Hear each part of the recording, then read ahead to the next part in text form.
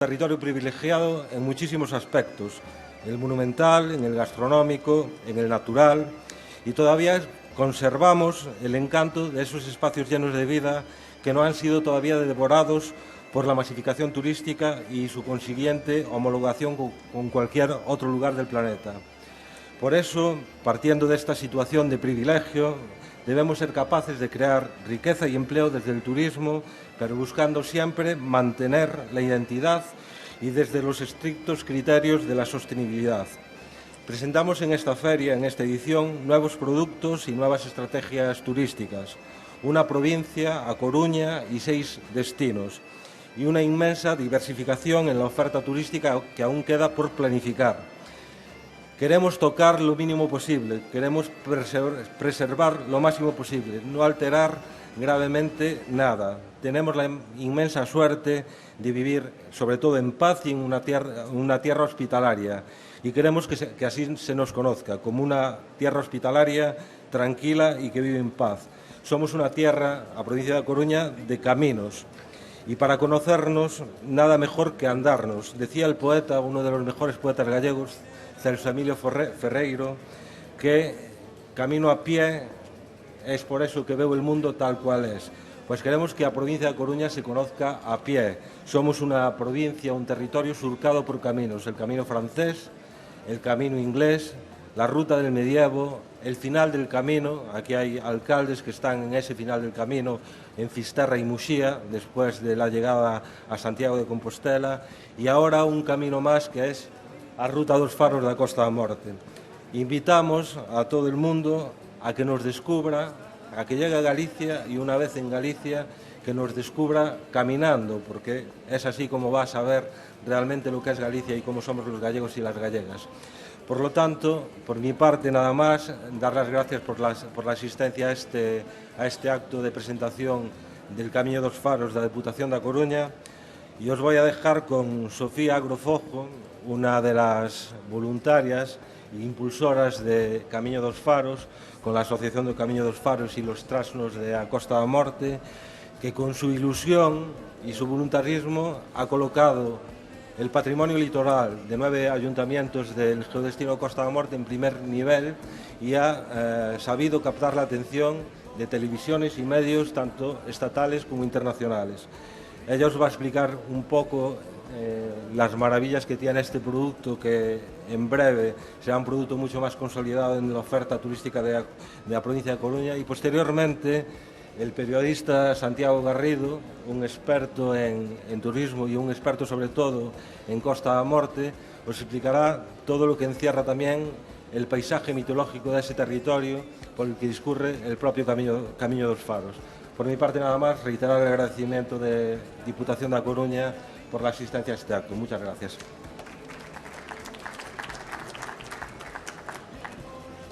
Hola, buenos días. Gracias, José, por la excelente presentación que has hecho. Tenéis los cordones de las botas ya bien atados y me imagino que tenéis agua suficiente en la mochila, ¿no? Porque en esta ocasión yo tengo bastante claro que todos los que estáis aquí vais a ser capaces de seguirnos, ¿no? Os vais a seguir a los trasnos por una ruta que está marcada con nuestras pisadas y unas flechas verdes, ¿no? Es una ruta de 200 kilómetros por el borde del mar que recorre paisajes diferentes siempre. Faros, playas, dunas, ríos, dólmenes, villas marineras, miradores a un mar que rompe de todas las formas posibles. Podéis pasar por grandes áreas de granito y piedras geomórficas, castros, dólmenes, villas marineras y miradores. Puestas de sol incluso y amaneceres si madrugáis para hacer el camino. El eslogan, un paisaje a cada paso, es su mayor fortaleza. La realidad de una ruta de senderismo como pocas, que os va a llevar a un mundo de sensaciones únicas que solo se pueden disfrutar en A Costa da Morte. Partiendo de Malpica de Bergantiños hasta Fisterra en 8 etapas, una media más o menos de 24 kilómetros. Y pasando por Ponteceso, Cabana de Bergantiños, Lase, Vimianzo, Camariñas, Musía y Cee. Yo creo que detrás de mí estaréis viendo unas imágenes en las que podéis ya ir sintiendo las emociones que podréis sentir realmente cuando hagáis el camino, ¿no? 11.369 personas ya lo han realizado en 5 ediciones organizadas, 2 veces al año. Y desde la primera edición siempre con una creciente participación.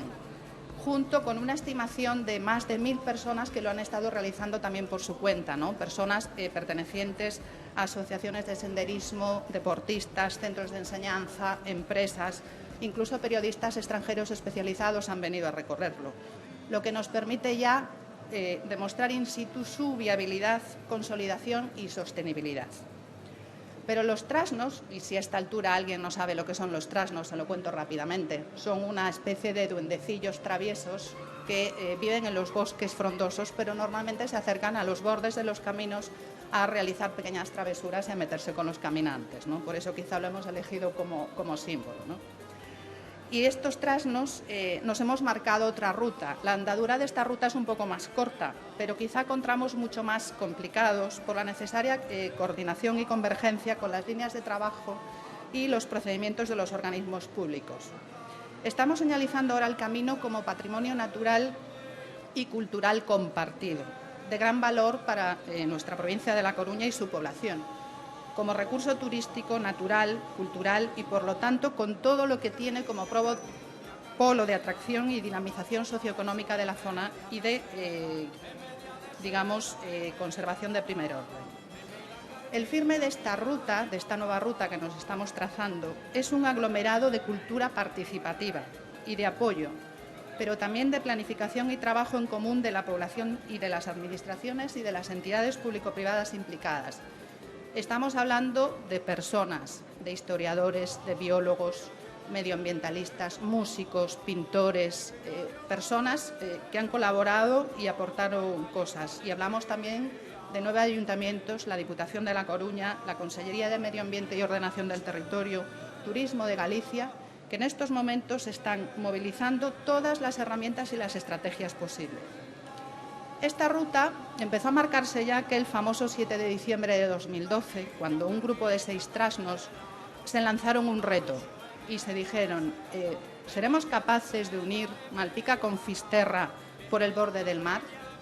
No fue fácil, pero el 26 de enero, a través de caminos ya existentes y otros caminos, fueron uniendo todo el borde da Costa da Morte. Y llevaban en la cabeza al llegar a Fisterra solo una cuestión: ¿lo contamos o guardamos el secreto? Decidieron contarlo, por supuesto. Y en abril del 2013, otros 23 trasnos comenzaron la primera edición de la ruta, convirtiéndose en ese grupo clave que pronto captó la esencia do Camiño dos Faros y la fue transmitiendo a cientos y cientos de trasnos más que la siguieron en las siguientes ediciones. A finales de ese año nacía la Asociación O Camiño dos Faros, a la que pertenezco, con un único fin: que el camino exista y que perviva en el tiempo, pero bajo una condición, tal y como fue diseñado y recorrido por los trasnos, de manera que fuese recorrido de la misma manera por muchas otras personas con un máximo respeto al entorno. Llegados a este punto, y ya en la tercera edición, en que la participación de personas fue muy alta, la ruta ya era conocida y reconocida incluso a nivel internacional, estábamos ofreciendo un montón de información a través de la página web, las redes sociales, incluso todos los tracks en Wikiloc. Paramos un momento y decidimos mirar hacia atrás, ¿no? Ver lo que se había hecho, cómo se había hecho y analizar un poco lo que el Camino dos Faros necesitaba para su consolidación definitiva, ¿no? Y una nueva andadura de manera segura, de manera que se pudiese recorrer sin necesitar organizar ediciones de personas, ¿no? De manera que pudiésemos reducir el impacto sobre el territorio, la naturaleza y sus recursos, ¿no? Tenían que converger en este proyecto 2 líneas. Una, favorecedora evidentemente de su existencia, de su promoción sin ánimo de lucro, de la importante implicación y el mantenimiento del espíritu que la Asociación Camiño dos Faros había destinado a este proyecto, ¿no? Y otra, con una serie de medidas que favorecieran el afianzamiento de la cooperación, el trabajo eficiente y en red de todos los agentes y todas las administraciones que, al fin y al cabo, participan en este mismo ámbito de realidad, ¿no? Que deben de afrontarse en estos momentos para afrontar un nuevo reto, que es la homologación do Camiño dos Faros como sendero de gran recorrido. Al mismo tiempo es una oportunidad y una ventaja para todos y sobre todo para este territorio, ¿no? En este sentido, se realizaron reuniones con las diferentes alcaldías y entrevistas con todos los alcaldes de los ayuntamientos del recorrido para cerrar el círculo de colaboración y poder caminar hacia la homologación en conjunto, ¿no? Conscientes ellos mismos de la necesidad de unión para este tipo de avances territoriales, se hacía necesario conseguir apoyo económico y jurídico y en este caso se solicitó a la Diputación de La Coruña, con la que se coincidía en su línea de trabajo y apuesta por este territorio. Al fin y al cabo, compartían la esencia y los fines del Camino dos Faros, ¿no? El 12 de noviembre del año pasado, el 2015, se firmaba un acuerdo marco ya con todas las alcaldías para presentar el proyecto de homologación a la Diputación. Pero los trasnos siguen, no paramos. Se enviaron todos los tracks de la ruta a la Consellería de Medio Ambiente y Ordenación del Territorio para el análisis del trazado desde el punto de vista medioambiental. Es información clave real para la sostenibilidad y mantenimiento de este compromiso con el entorno. Se planifica ya el estudio de definición de sendero necesario para la homologación, que analiza todo el camino como herramienta fundamental para la seguridad y el proceso de señalización interna del camino. Se firma, y esto ya es primicia incluso, un convenio con Google, a través del que el gigante tecnológico nos ha cedido a los trasnos los equipos necesarios para mapear el sendero. En estos momentos ya se ha terminado el proceso, tenemos el sendero, los 200 kilómetros mapeados, y a partir de marzo de este año ya contaremos con la opción de hacer o Camino dos Faros desde casa, a un clic. Ese no es nuestro objetivo es que lo hagáis caminando, ¿de acuerdo? Estamos hablando de algo importante. Es uno de los primeros proyectos de España y el primero de Galicia que está mapeado y trequeado. Y la importancia de este último hito es que, además de servirnos, evidentemente, como material de promoción único, nos va a permitir analizar medioambientalmente cada punto y cada sitio a través del que se atraviesa y la evolución en el tiempo. Y nos va a aportar, además, seguridad para todas las personas caminantes en caso de dudas en la ruta. En este caso es, como siempre, la tecnología puesta al servicio de la naturaleza y de la seguridad de las personas. Lo que sigue y lo que seguiremos haciendo los trasnos en estos momentos no está a nuestro alcance, se nos escapa, ¿no? No paramos, vamos a continuar. Si queréis saber algo más sobre el Camino dos Faros, simplemente os invito a que lo hagáis, ¿no? El camino vivirá con vuestros pasos. Gracias, gracias a todos.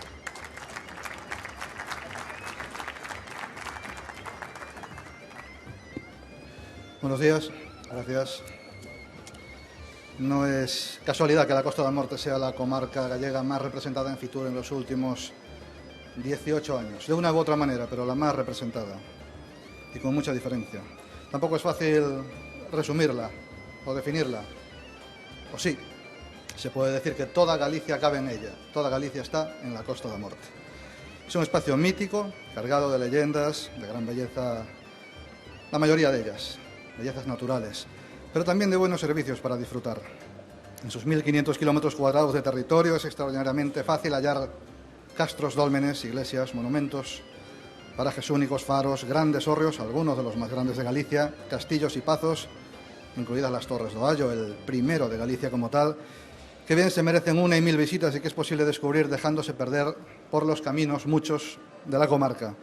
Pero también es la tierra de las más de 2.500 plazas hoteleras, a las que hay que añadir otras 2.500 de camping y en breve, y parece que ahora sí, en Musía, un parador de 4 estrellas. Son establecimientos situados al pie de un Atlántico que es tan bello, cuando está calmo, como cuando se enfurece con los temporales, cuando se lanza a la conquista de los acantilados y arremete contra todo lo que encuentra a su paso desde siempre. Estos últimos días hemos podido disfrutar de un oleaje que, además de una delicia para la vista y las vistas, es un punto de atracción para miles de surfistas de todo el mundo: Razo, Carballo, Nemiña, Malpica, Soesto. En los últimos años ha proliferado la apertura de albergues para peregrinos, casi un 0 a 100 en apenas 3 lustros, y sigue a toda marcha, también de peregrinos, por supuesto, más de 21.000 oficiales al año. La recuperación desde hace 20 años del histórico Camiño a Fisterra y Musía ha exigido crear una importante red de locales para la acogida de estos caminantes que vienen de Santiago hacia localidades de la Costa da Morte, en la que los peregrinos suelen poner fin a su periplo desde siempre. Este incesante movimiento también beneficia a todas las localidades de paso o limítrofes. En todo este territorio el mar es un gran punto de encuentro y de disfrute, sobre todo en sus 37 kilómetros de playas, de todos los aspectos, de todos los tamaños y colores, incluido el azul de las 6 banderas que tiene este año y que aspira más. Grandes arenales urbanos con todos los servicios y prestaciones o indicadores de calidad o calas solitarias colocadas en el mapa como homenaje a paisajes de un atractivo incomparable. Hemos estado viendo muchos buenos ejemplos al respecto. Los deportes náuticos van a más y los puntos de amarre de embarcaciones de ocio también se incrementan con nuevas instalaciones, además del clásico náutico de Camariñas, otra vez también con bandera azul, una parada obligada para numerosos navegantes que cruzan Galicia. Hay que destacar también los de Musía y Oézaro, donde el agua, como sabemos, mana sin cesar. Es una meca de turistas universales ya desde el padre Sarmiento y ahora de ciclistas también con valores universales, sobre todo el del esfuerzo. Entre los parajes que merecen una visita, una más, es imposible resumirlos o citarlos todos por su singularidad.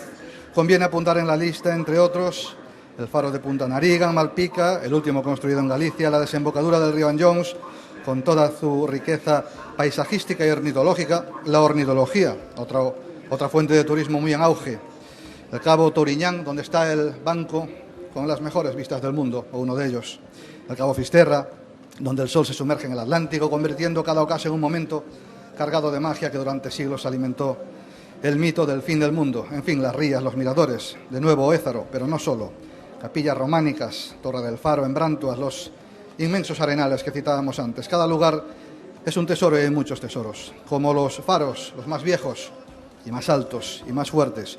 Más de 160 años contemplan a los del Arco de las Sisargas a Fisterra y 120 acaba de cumplir la llegada de la luz al de Vilán, el primero de España en alumbrar de esta manera, al que se sube tras ascender 250 mágicos escalones de historia. Los bosques también, las carballeiras, la de Zas. 33 años de una fiesta internacional que este año se duplica por fin en 2 jornadas.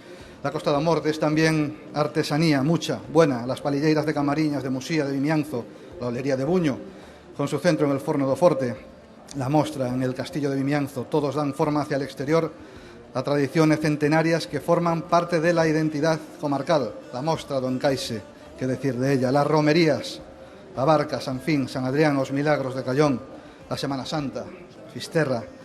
La comarca también es prehistoria. Vimianzo y Zas acumulan la mayoría de los dólmenes visitables, pero en Dombate, en Borneiro, en Cabana, se encuentra el centro de interpretación del dolmen de Dombate, la catedral del megalitismo gallego, casi estatal, un lugar imprescindible para conocer la importancia y el significado de los restos arqueológicos del Neolítico. La Costa da Morte es, en fin, la suma de muchos y muy variados atractivos, que a pequeña escala reúnen, decía al principio, todo lo que Galicia da de sí, incluso de los que habitualmente se asocian a otras latitudes. Toda cabe aquí, digo, y es más fácil llegar y quedarse. Tras años de lucha, la comercialización de productos turísticos, un gran reto se lleva hablando por los profesionales, avanza al fin. Ya es posible elegir entre todo lo anterior y mucho más. Por ejemplo, en una realidad aumentada, ir conociendo las vicisitudes y además conocerlas cómodamente de los naufragios de antaño, los muchos naufragios de antaño que fueron dando nombre hace más de un siglo a la Costa da Morte. Y termino aquí, en esta comarca, donde nacieron navegantes que se disputaron la conquista del planeta con James Cook, el Cormelán, almirante Mourelle. Hay aquí cementerios marinos, también los hay de colores. Hay sirenas en Fisterra que quieren volver a sonar, cantar, contar, pedras que desean avalar de nuevo, como durante todos los milenios anteriores. Hay trasnos, acabamos de verlos, a una trasna y a muchos más que están detrás, esos 11.000, que caminan por ese borde europeo continental, encontrando un paisaje a cada paso. Fondos marinos en los que se puede tocar con los dedos, literalmente, los restos de los barcos.